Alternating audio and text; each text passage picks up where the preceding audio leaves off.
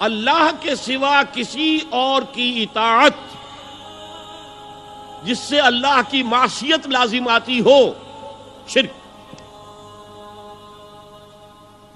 لا طاعت لمخلوق فی معصیت الخالق، مخلوق میں سے کسی کی اطاعت نہیں ہوگی کہ اس معاملے میں جس میں خالق کی معصیت لازم آ رہی۔ ہاں، خالق کے احکام کے اندر اندر والدین کا حکم بھی مانو، اطاعت کرو، اساتذہ کا حکم مانو، کسی اور کو اپنا لیڈر مانا ہے اس کا حکم مانو، لیکن ناٹ بیونڈ وہ جو سرکل ہے کتاب و سنت کا، اس سے باہر نہیں۔ لا طاعت لمخلوق فی معصیت الخالق، یہ آپ الجبرے کے فارمولے کے طور پر اپنے سامنے رکھیے۔ اب اسے اپلائی کیجئے، جیسے فارمولوں کے ذریعے سے پھر بڑے بڑے وہ سم جو ہے وہ حل کیے جاتے تھے سوالات۔ صبح کا وقت ہے، آنکھ بھی کھلی ہے، کوئی اذان کی آواز بھی کان میں آئی ہے، آپ کا نفس کہتا ہے ابھی سو جی۔ آپ نے اپنی چادر یا کمبل کو درست کیا اور کروٹ لی اور سو گئے۔ یہ کیا ہے؟ آپ نے کس کا حکم پیچھے پھینکا اور کس کا حکم مانا؟ اللہ کے حکم کو پیچھے پھینک دیا، نفس کے حکم کو آگے رکھا۔ یہ شرک، اس شرک کو جاننے والے بہت کم ہیں۔ مولانا روم نے خوب کہا تھا، نفس ما ہم کم ترس فرعون نیست لیکن اورعون ایراعون نیست۔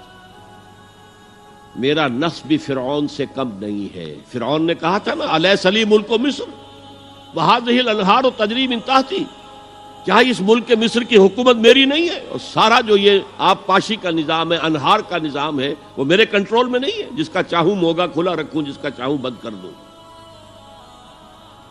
یہ تھا خدائی کا دعویٰ، انا ربکم الاعلی۔ تو مولانا روم کہتے ہیں میرا نفس بھی اس سے کمتر نہیں ہے۔ وہ کہتا یہ جسم میرا ہے، اس پر میرا حکم چلے گا، میں نہیں جانتا کون اللہ کون رسول، کیا حرام کیا حلال۔ تو فرعون سے کم تو نہیں ہے میرا نفس، لیکن اورعون اس کی بہت مدد تھی، فوج تھی، لاؤ لشکر تھا، تو اس نے زبان سے بھی کہہ دیا کھل کر انا ربکم الاعلی۔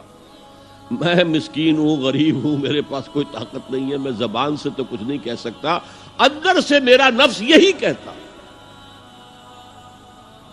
یہ نفس کی حکومت قرآن کہتا ہے، میں حیران ہوتا ہوں، دو جگہ یہ مضمون آیا ہے، ارأیت من اتخذ الہہ ہواہ افانت تکون علیہ وکیلا۔ اے نبی تم نے دیکھا اس شخص کو، اس کے حال پر غور کیا جس نے اپنی خواہش نفس کو اپنا الہ بنا لیا ہے۔ اللہ اکبر، الہ، لا الہ الا اللہ، کلمہ توحید کا مرکزی لفظ یہاں آ رہا ہے، من اتخذ الہہ ہواہ، جس نے اپنی خواہش نفس کو اپنا معبود بنا لیا، الہ بنا لیا۔ افانت تکون علیہ وکیلا، کیا آپ ایسے شخص کی کوئی ذمہ داری لے سکتے ہیں؟ سود حرام ہوا کرے جی، حرام ورام، ہمارا دھندا جو ہے وہ آگے بڑھ نہیں سکتا، تو اللہ کے حکم کو پیچھے ڈالا، نفس کے تقاضے کو آگے رکھا۔ کون معبود ہے آپ کا؟ نام عبداللہ رکھیے، نام عبد الرحمن رکھیے، ہے عبد النفس، نفس کے بندے، نفس کے غلام۔ یہ میں نے یوں سمجھئے کہ جیسے میں نے ہجرت اور جہاد کی ڈیفینیشنز کی تھی۔ ہجرت کا بیس کیا ہے؟ پوچھا گیا ایو الہجرت افضل یا رسول اللہ، اے اللہ کے رسول بتائیے سب سے اعلیٰ ہجرت کون سی ہے، افضل؟ فرمایا ان تہجر ما کرہ ربک، ہر اس چیز کو چھوڑ دو جو تمہارے رب کو پسند نہیں۔ آج رات ہی سے آپ ہجرت شروع کر سکتے ہیں۔ جائزہ لیجئے کیا کیا چیزیں میری زندگی میں خلاف شریعت ہے، تو اللہ کو ناپسند ہے، فیصلہ کیجئے کہ آج کے بعد نہیں ہوگی، ہجرت شروع ہو گئی، افضل الہجرہ، سب سے افضل ہجرت شروع ہو گئی۔ لیکن ٹاپ پر لے جائیے تو یہ ہجرت جب اللہ کے دین کو قائم کرنے کی جدوجہد اس مرحلے پر آ جائے کہ اب باطل کے ساتھ ٹکراؤ ہے اور اب چاہیے کہ ساری قوت ایک مرکز پر جمع ہو جائے، ہجرت فرض کر دی گئی، وہ ہجرت گھر بار چھوڑ کر، اہل و عیال کو چھوڑ کر، اور مکے کے بھیڑیوں کے رحم و کرم پر چھوڑ کر اپنے گھر والوں کو جو لوگ ہجرت کر کے آئے، حکم تھا۔ ہجرت مدینہ فرض تھی، ہجرت حبشہ فرض نہیں تھی، صرف اجازت تھی کہ جن سے سختیاں نہیں جھیلی جا رہی مزید وہ چلے جائیں۔ تو ہجرت کا یہ ابتدائی نقطہ، انتہا یہ جہاد، المجاہد من جاہد نفسہ، جہاد تو یہاں سے شروع ہو گیا، اپنے نفس کے خلاف جہاد کرنا۔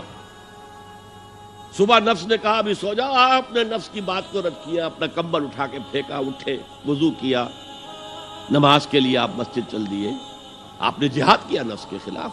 یہ افضل الجہاد ہے، اور سب سے چوٹی اوپر یہ ہے کہ جب وہ حق و باطل کی جنگ ہو